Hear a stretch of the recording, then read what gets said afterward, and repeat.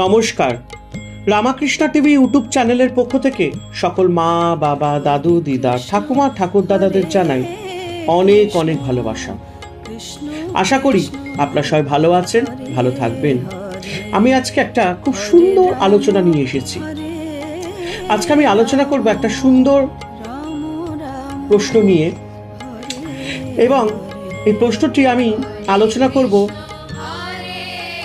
শ্রী মায়াপুরের নামহট্ট পরিচয় থেকে, যা আন্তর্জাতিক কৃষ্ণ ভাবনামৃত সংঘের প্রতিষ্ঠাতা আচার্য শ্রীকৃষ্ণ কৃপাশ্রী মূর্তি শ্রীল অভয় চরণাবৃন্দ ভক্তি বেদান্ত স্বামী প্রভুপাদের আশীর্বাদ ধন্যয়ে শ্রীমৎ জয় পতাকা স্বামী গুরু মহারাজের নির্দেশ অনুসারে শ্রীমৎ গৌরাঙ্গ প্রেম স্বামীজি মহারাজ কীর্তিক সম্পাদিত। প্রশ্নটি হচ্ছে, ভগবানের প্রসাদ কেন গ্রহণ করা উচিত? এখানে প্রভুজি বলেছেন খুব সুন্দরভাবে, ভগবদ গীতায় ভগবান শ্রীকৃষ্ণ বলেছেন যে যারা আমাকে নিবেদন না করে খাদ্য গ্রহণ করে তারা পাপ ছাড়া আর কিছুই ভক্ষণ করে না, আর যারা ভগবানকে নিবেদিত খাদ্যের অবশিষ্টাংশ গ্রহণ করে তারা সকল পাপমূলক প্রতিক্রিয়া হতে মুক্ত থাকে। শরীর রক্ষার জন্য আমাদের সকলকে আহার গ্রহণ করতে হয়, তাই যিনি আমাদের সবকিছু দিয়েছেন তাকে প্রথমে খাদ্য নিবেদন করা উচিত। এটা পরীক্ষিত সত্য যে ভগবানের উদ্দেশ্যে নিবেদিত খাদ্য অর্থাৎ প্রসাদের বিশেষ ধরনের স্বাদ হয়, যা অত্যন্ত বিলাসবহুল রেস্তোরাঁর খাবারেরও স্বাদ পাওয়া যায় না। প্রসাদ গ্রহণ করার ফলে মানুষের গোটা অস্তিত্ব পবিত্র হয়ে যায় এবং স্বাস্থ্য ভালো থাকে। ঈশ্বরের আশীর্বাদ সূচক এই অভিজ্ঞতা ভক্তির বহিঃপ্রকাশ। শুধুমাত্র মহাঋষিদের ভুক্তাবশেষ ভক্ষণ করে এক চাকরানির পুত্র পরজন্মে নারদ মুনি হয়েছিলেন। প্রসাদের গুণ এত ব্যাপক, বেদে বলা হয়েছে আহার শুদ্ধ সত্য শুদ্ধি।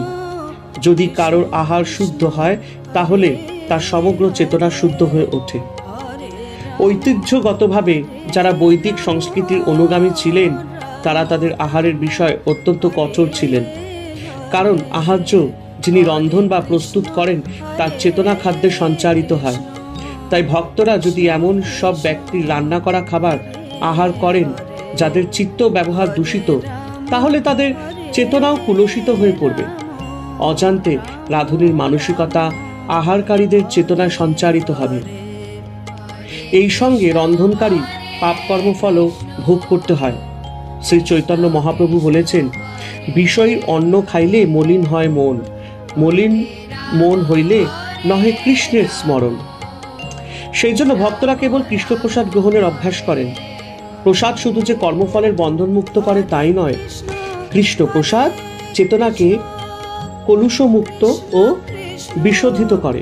কেননা কৃষ্ণ ভাবনাময় ভক্তদের দ্বারা প্রেম ও ভক্তির সাথে এই খাবার রান্না করা হয়েছে ও শ্রীকৃষ্ণে নিবেদিত হয়েছে। কৃষ্ণ ভক্তিতে দ্রুত উন্নতি সাধন করতে হলে আহারের ক্ষেত্রে কঠোরতার আবশ্যকতা রয়েছে। সবচেয়ে ভালো হচ্ছে জীবনধারাকে এমনভাবে নিয়ন্ত্রিত করা যাতে সর্বদা কেবল কৃষ্ণ প্রসাদ গ্রহণ করা সম্ভব হয়। অবশ্য সব ভক্তের পক্ষে এমনটা করা সবসময় সম্ভব নাও হতে পারে। কোনো কর্মব্যস্ত মানুষ কিংবা যাকে প্রায় বাইরে ঘুরতে হয় তারা অনেক সময় বাইরের খাবার কিনে খেতে বাধ্য হন। যদি খাবার কিনতেই হয় তাহলে সেক্ষেত্রে সবচেয়ে ভালো হচ্ছে ফল, চিড়া, মুড়ি ও শুকনো জাতীয় খাবার কেনা। দুধ ও দুধের তৈরি খাবার ও মানে দই, মিষ্টি, পনির, ছানা ইত্যাদি কেনা যেতেই পারে, কারণ অভক্তদের দ্বারা তৈরি হলেও দুধ ও দুগ্ধজাত দ্রব্য সবসময় শুদ্ধ থাকে। বাইরের রেস্তোরাঁয় কোনো রূপ আহার গ্রহণ ভক্তদের পক্ষে অনুচিত। সম্প্রতি ভারত জুড়ে ব্যাপকভাবে প্রচার করা হচ্ছে যে ডিম হলো একটি নিরামিষ খাদ্য। জীববিজ্ঞানের দৃষ্টিতে নিষিক্ত মানে ফার্টিলাইজড ডিম হলো ভ্রূণ, যা আসলে তরল মাংস, আর অনিষিক্ত মানে আনফার্টিলাইজড ডিম হলো মুরগির রজস্রাব মেনস্ট্রুয়েশন। শাস্ত্রে স্পষ্টত ডিমকে আমিষ খাদ্য বলা হয়েছে। সেই জন্য তথাকথিত সব বিজ্ঞানী রাজনৈতিক বা ডিম বিক্রেতাগণের উদ্দেশ্য প্রণোদিত প্রচারে বিভ্রান্ত হওয়া উচিত নয়। কর্মফলের নিয়ম অনুসারে অভক্তদের রান্না করা খাদ্যবস্তু বিশেষভাবে কলুষিত, কেননা ভগবানকে অর্পিত না হওয়ার জন্য তা আমাদের কর্মফলের বন্ধনে আবদ্ধ করে। সেই জন্য তাদের তৈরি ভাত রুটি মাঝে মধ্যে আহার করলে তা ভক্তি লাভে প্রতিবন্ধক হবে। বাজারে কেনা সোয়াবিন বড়ি রান্নার ব্যাপারে সন্দেহ রয়েছে। অনেকে মনে করে যে তাতে ভক্তির প্রতিকূল দ্রব্য মেশানো থাকে। সন্দেহজনক খাদ্যের ব্যাপারে ভক্তগণের সতর্ক থাকা উচিত। যদি সোয়াবিন খেতেই হয় তাহলে সোয়াবিন বীজ কিনে জলে ভিজিয়ে গ্রাইন্ডিং করে বড়া বানিয়ে সবজি তৈরি করে ভগবানকে ভোগ লাগিয়ে গ্রহণ করা যায়।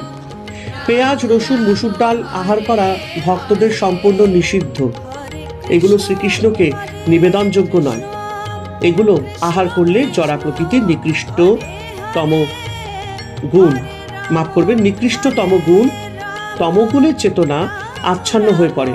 এমনকি চা কফির মতো হালকা নেশাও বর্জনীয়, কেননা এগুলি স্বাস্থ্যের প্রতিকূল, অপরিচ্ছন্নতা যুক্ত এবং অনাবশ্যক। এগুলো বদ অভ্যাস গড়ে তোলে। আর চা কফি কখনো ভগবানকে নিবেদন করা যায় না। চকলেটে ক্যাফিন থাকে, তাই এটিও এক ধরনের লঘু মাদক দ্রব্য। চকলেট অস্বাস্থ্যকর, কারণ এতে রক্ত দূষিত হয় ও শরীরে কালো ছাপ পড়তে পারে। আর চকলেট নিবেদনযোগ্যও নয়।